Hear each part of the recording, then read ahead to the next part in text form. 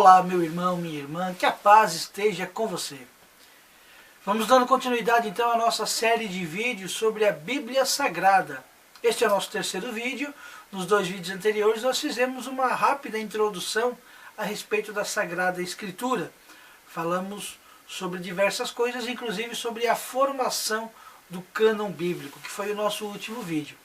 No vídeo de hoje, então, nós vamos entrar na Bíblia, No vídeo de hoje, então, nós vamos entrar na Bíblia, livro por livro, como a gente já havia combinado já no início do primeiro vídeo, através do livro do Gênesis. Esse que é o primeiro livro da Bíblia, o primeiro livro do Antigo Testamento. O livro do Gênesis foi escrito principalmente em três momentos diferentes da história. No período do reinado de Salomão, lá entre 971 e 931 a.C. Alguma coisa foi escrita entre os anos 800 e 700 também a.C. E outra parte, a narrativa da criação, a primeira narrativa da criação, por exemplo, foi escrito durante o exílio da Babilônia e no período pós-exílio, que vai ali do ano 586 até o ano 400 a.C. Então, nesse período de um pouco mais de 500 anos, foi escrito quase todo o livro do Gênesis. O livro do Gênesis, assim como toda a Bíblia, não tem a pretensão de ser um relato histórico, por mais que existam nas suas páginas muitas informações históricas e geográficas, e muitos relatos também fidedignos, mas ele procura ser uma reflexão a respeito da experiência do povo de Deus com o seu Deus. É aquilo que nós falávamos lá no primeiro vídeo. O povo de Deus, ele projetava no passado a sua realidade. Então, a partir dos elementos que eles viviam no seu presente, eles projetavam as histórias do passado. O livro do Gênesis é também um livro que gera muitos questionamentos, porque muitas pessoas se perguntam, tal coisa aconteceu, não aconteceu, é exatamente como está escrito, não é? Isso, nos dias de hoje, principalmente com a internet, abre um leque muito grande de possibilidades, de questionamentos, de críticas, de discussões e às vezes até de confusões. Então, antes de entrar no livro do Gênesis, eu queria levar você até o Novo Testamento. Nós vamos refletir rapidamente um pequeno trecho do Evangelho escrito por Lucas. Lá no capítulo 10 do Evangelho segundo Lucas, nós encontramos uma história muito conhecida. Talvez, se eu disser a primeira frase, você com certeza aí vai conseguir dar continuidade a essa história. Capítulo 10, versículo 30 diz assim: Jesus respondeu: um homem ia descendo de Jerusalém para Jericó. Esta é a parábola do bom samaritano que todos nós conhecemos. Então vamos lá, é uma parábola, não é uma história real, é uma fábula que Jesus utilizava, assim como muitas outras, para ilustrar um ensinamento. Então vamos lá. Nesta fábula, nesta parábola, existem alguns personagens. Este homem que descia de Jerusalém para Jericó, os assaltantes, que o assaltaram e espancaram no meio do caminho, o sacerdote, um levita e o dono da estalagem, o estalajadeiro. São os personagens dessa historinha que Jesus contou.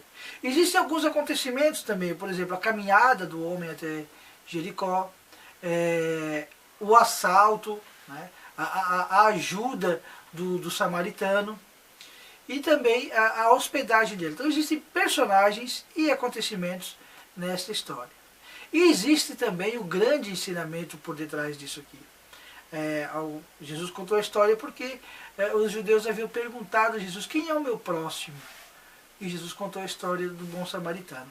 Então, o grande ensinamento por trás dessa história é o amor ao próximo. Fazer o bem sem olhar a quem, esta máxima que nós conhecemos.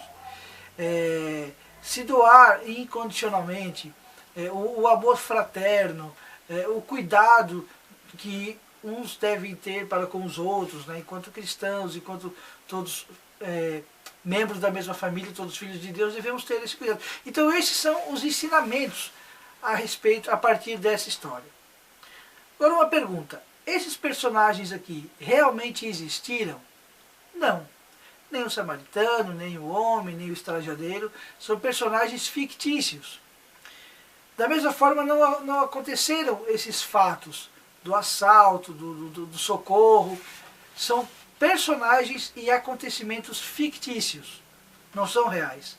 O ensinamento, entretanto, é real, é válido, né? Por mais que a história não seja verdadeira, seja uma fábula, o ensinamento não perde a sua força, não perde a sua essência.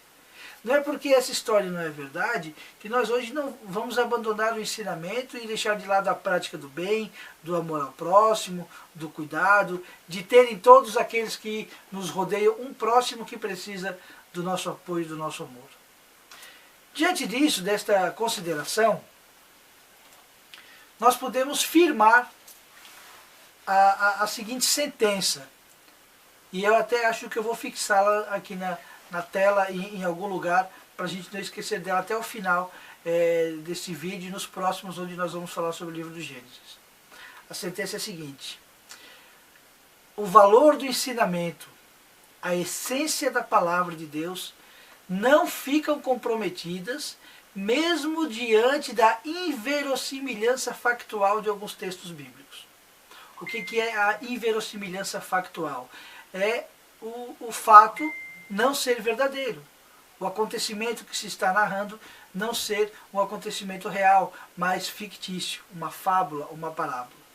Então, repetindo, já está aí no seu vídeo. A essência, o valor do ensinamento de Jesus e a essência da palavra de Deus não ficam comprometidas, mesmo diante da inverossimilhança factual de alguns textos bíblicos. Combinamos assim? Concordamos com isso? Se concordamos, então podemos seguir adiante. E eu sigo tranquilo de poder dizer para vocês que tudo aquilo que está escrito no livro do Gênesis, do capítulo 1 até o capítulo 12, não aconteceram exatamente como estão escritos ali. E quando eu falo do capítulo 1 ao capítulo 12 do Gênesis, eu estou falando da criação do mundo, do homem, da mulher, do jardim do Éden. Estou falando da serpente, estou falando de Caim e Abel, Torre de Babel, Arca de Noé, dilúvio. Tudo isso está presente dentro desses 12 primeiros capítulos do Gênesis. E nada disso aconteceu exatamente como está ali. Talvez algumas coisas nem tenham acontecido. Mas isso não é problema. O que importa é o ensinamento que essas passagens, que essas histórias, que esses trechos nos dão. Porque, vamos combinar? Vamos lembrar aquilo que nós combinamos? A essência da palavra de Deus não está comprometida, mesmo diante de alguns fatos aqui narrados não serem verdadeiros. Nós já concordamos com isso.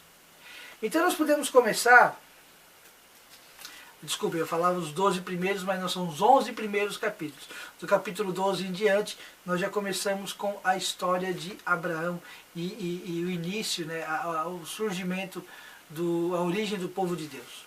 Então os 11 primeiros capítulos do Gênesis é que se encaixam, né, nisso que eu acabei de dizer, de que não existem verdades de fato, mas o ensinamento é muito importante. Lembrando aquilo que eu falava no início, os judeus projetavam a sua realidade, o seu presente no passado. Esses 11 capítulos, essas histórias que estão aqui nesses 11 primeiros capítulos do Gênesis, retratam a maneira que o povo de Israel encontrou ao longo de sua história para ir ensinando, para ir demonstrando e passando às gerações futuras o amor e o poder de Deus e o cuidado de Deus para com o povo de Israel, o povo escolhido, o povo eleito.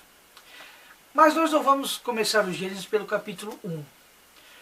Avançando um pouco na história do povo de Deus, nós vamos chegar nos momentos em que esses textos que estão nos 11 primeiros capítulos foram escritos.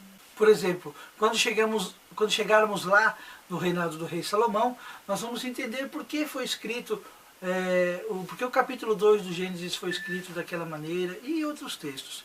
Mas então nós vamos começar a partir do capítulo 12, conhecendo as origens do povo de Deus. Importante então nós termos essa noção. Podemos dividir o Gênesis em 3 partes importantes. Do capítulo 1 ao capítulo 11, as origens do mundo e da humanidade. Do capítulo 12 até o capítulo 36, as raízes do povo de Deus, as origens do povo de Deus, a história dos patriarcas. E do capítulo 37 até o capítulo 50, nós vamos ver como Deus age nos acontecimentos da vida cotidiana de cada pessoa. Aí nós encontramos a história de José do Egito. Então nós iniciamos o capítulo 12, que é a segunda parte, que fala da origem do povo de Deus. E no capítulo 12, nós vamos encontrar um sujeito chamado Abrão, que é o pai da fé. Com Abrão, nós vamos também conhecer o dinamismo da fé. De que maneira nós devemos nos deixar guiar pela fé em Deus para que recebamos as recompensas e os frutos das promessas de Deus. Do capítulo 12 ao capítulo 36, então, encontramos as origens do povo de Deus, a história dos patriarcas. Então vamos conhecer Abrão, Isaac, Abrão, que depois teve seu nome mudado para Abraão, Isaac e Jacó, que depois teve seu nome mudado para Israel. É importante no início desse estudo, dessa segunda parte do livro do Gênesis, é importante nós entendermos que a história dos patriarcas, as histórias dos patriarcas, não são histórias de uma pessoa em particular. Não é só a história de Abraão, de Isaac, de Jacó. Mas são histórias, experiências de um grande grupo de pessoas.